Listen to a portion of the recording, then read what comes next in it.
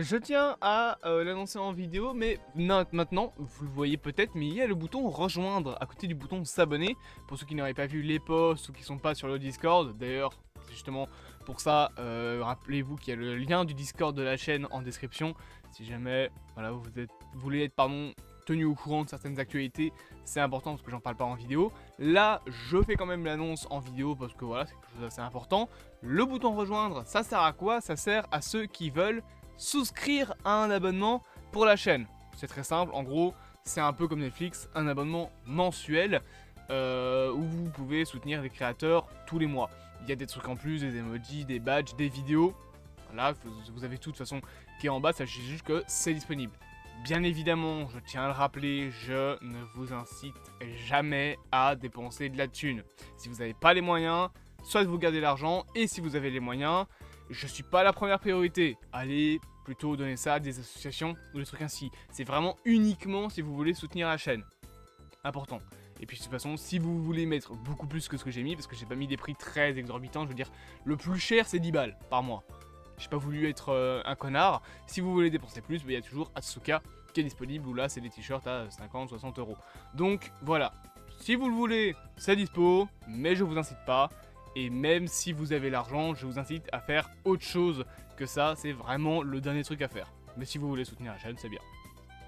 Maintenant, on va parler de The Boys. D'ailleurs, cette vidéo sera probablement la première vidéo priorité pour les membres. Ça veut dire que de temps en temps, je vais faire des vidéos, peut-être 1, 2, 3 par semaine, où elles seront 1 à 2 heures avant disponibles pour ceux qui payent par mois et elles seront ensuite disponibles, bien évidemment, pour tout le monde. Donc on va aujourd'hui parler de The Boys, puisque bon, il n'y a pas d'épisode qui est encore sorti, calmez-vous, on est seulement lundi bien évidemment, mais j'avais un petit peu envie de parler de la saison 4, parce que je vois beaucoup de gens, même autour de moi, mes potes que j'ai qui regardent la série, etc. Beaucoup sont un peu d'accord avec moi. Est-ce que vous n'avez pas l'impression que la saison 4 est quand même moins bien? Alors, elle s'est fait exploser la gueule sur Rotten Tomatoes.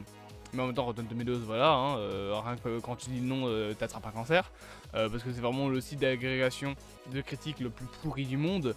Je veux dire, le nombre de critiques de merde qu'il y a. Voilà, hein, et je pense que, bon, j'ai pas besoin d'en rajouter. Il y a des films qui ont des 30 à 20% de critiques de la part des critiques. Alors qu'ils ont 80% de la part de l'audience, et à l'inverse, t'en as qui ont 80, voire qui sont certifiés fraîches, donc qui ont parfois 90-100% de critiques positives. Déjà oui, c'est super objectif de mettre 100% à un film, et surtout, les 3 quarts du temps, ces films-là ont beaucoup moins d'avis positifs de la part du public. Donc c'est des avis qui sont voilà, un petit peu chiants. En plus, il y a des gens qui sont payés pour mettre des avis négatifs, ce qu'on appelle du review bombing, donc voilà. Mais outre compter ça, est-ce que vous trouvez pas que la saison 4 est moins bonne? Je parle pas des gens qui se sont réveillés et qui ont compris que la série se foutait ouvertement de la gueule des racistes, des homophobes, etc. Je veux dire, The Boys, pardon, c'est une satire. Non, si vous êtes homophobe, la série vous donne pas raison. Si vous êtes un violeur, la série ne vous donne pas raison dans la saison 1 quand l'homme poisson, en français, donc The Deep en anglais, viole Starlight. Non. Et je sais que violer c'est un mot fort, mais bon, c'est un petit peu ce qui s'est passé. Ça vous donne pas raison. Ça montre juste la pourriture qu'est The Deep. Et ça, il y a des gens qui ont cru que c'était une allégorie des agressions sexuelles. À ces gens-là, je vous dis, allez vous faire foutre. Et beaucoup de gens se sont réveillés. Réveillés. Eh, vous savez comment on appelle ça, comment on dit réveillé en anglais? Woke. Et du coup, aujourd'hui, il y a plein de gens qui disent que la saison 4 de The Boys est une saison woke.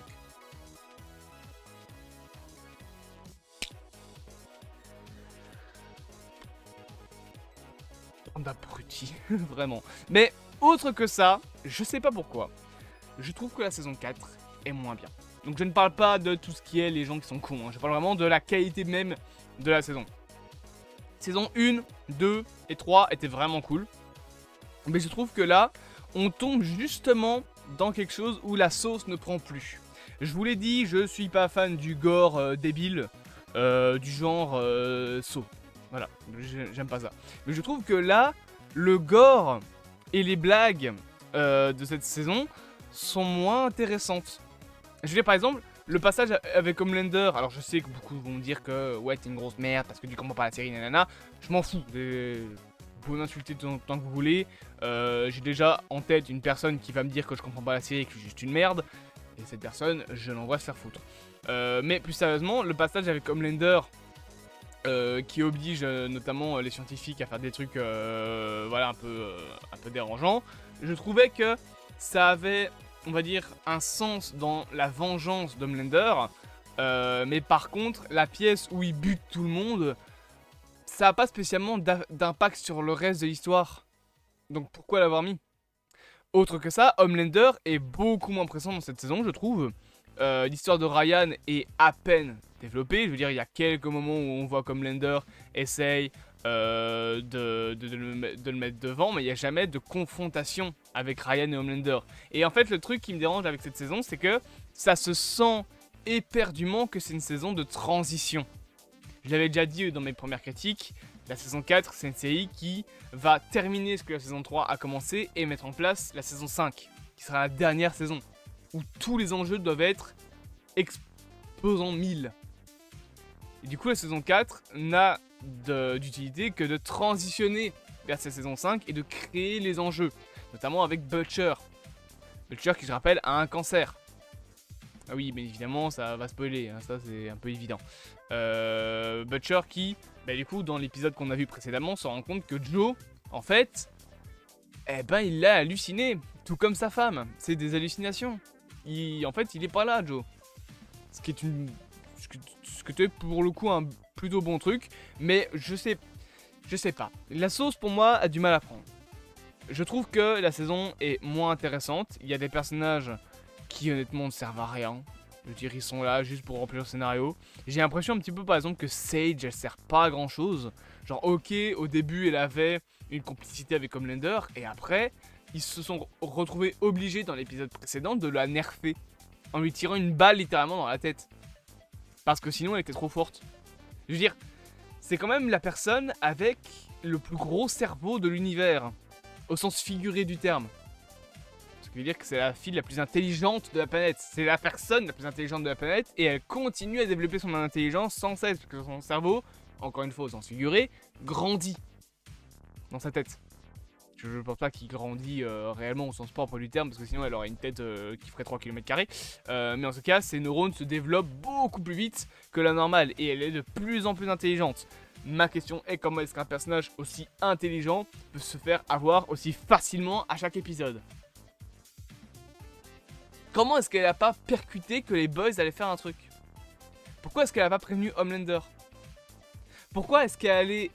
Pardon, pourquoi est-ce qu'elle est allée toute seule, sachant très bien qu'il y avait les boys? Elle est censée être intelligente, non? Puis, autre question, si elle est aussi intelligente, pourquoi est-ce qu'elle porte pas un casque? Elle sait que sa tête, c'est son point faible. Protège-la, mets un casque, quelque chose, je sais pas. Tu sais, genre Cérébro, là, dans les X-Men. Pourquoi ne pas le protéger, son cerveau? Le problème, en fait, de Sage, c'est que c'est un personnage qui est trop intelligent pour le scénario. Ils ont trouvé un moyen d'être hyper intelligente. Et on développe ça quasiment nulle part. Dans l'épisode précédent, ils se sont été encore une fois obligés de la nerfer. Et même, je trouve que tous les enjeux de cette saison 4, honnêtement, me touchent beaucoup moins. Genre, ok, les enjeux, ça va être quoi? C'est le développement du virus. Déjà, on est déjà presque à la fin de la saison. Il reste 2 épisodes, je crois. On patauge dans la semoule. Et dans le virus, il a toujours pas été développé. On a juste un scientifique. Donc super. On a ressorti Juan Carlos Esposito des cartons pour un épisode. Il aurait peut-être pu servir à quelque chose. Je veux dire, c'est quand même Stan Edgar, le mec. Au bout d'un moment, il faudrait peut-être l'utiliser, l'acteur. Si c'est pour le faire revenir, faites-le revenir. Autre chose, personne parle du nouveau Black Noir. Genre, Homelander, il a tué Black Noir, je rappelle, dans la saison 3. Hein. Y a pas quelqu'un qui peut parler du fait qu'il est censé y avoir son corps dans la salle des 7. Je dis ça, je dis rien. Ou alors quoi, Homelander, il l'a fait griller, comme une saucisse.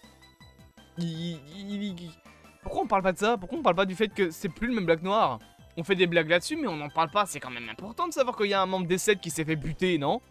Quand c'était translucide dans la saison 1, c'était l'enjeu de la saison. Par contre, quand c'est Black Noir qui s'est buté à la saison 3, personne n'en parle. Ça veut dire... C'est Black Noir. C'est un des membres les plus vieux des 7. Y a pas un moment où vous voudriez un petit peu en parler autrement que sur de la blague. Alors, il y a des choses qui sont intéressantes, bien évidemment, cette saison. Elle est pas nulle à chier, loin de là. Par exemple, le retournement de veste de A-Train, j'aime bien. Mais là encore, le retournement de veste de A-Train. À quel moment est-ce que Sage, elle s'est pas dit, bien évidemment, qu'il va se retourner? Et même, je pense qu'au fond d'elle, elle le sait. Pourquoi elle le dit pas? Je veux dire que ça piégerait les boys de plus avoir A-Train. C'est tout, c'est tout ce que ça ferait. Elle le sait. Pourquoi elle ne fait rien? Je sais pas. Voilà, je pourrais en parler en fait pendant une demi-heure, mais juste, je voulais poser cette question-là. Dites-moi vous en commentaire ce que vous en pensez. Est-ce que vous avez pas l'impression que la saison 4 de The Boys, elle est moins bien quand même? C'est moins intéressant. Même, t'as 2-3 enjeux qui sont cool, mais je trouve que le reste de la série, on perd en qualité par rapport aux autres saisons. C'est moins... Je suis moins dedans. Est-ce que c'est juste parce que j'ai perdu l'intérêt de la série en quelques mois, je sais pas. Mais... Voilà. Dites-moi vous ce que vous en pensez. Bien évidemment, n'hésitez pas à interagir avec cette chaîne YouTube. Et on se dit à bientôt pour de prochaines aventures.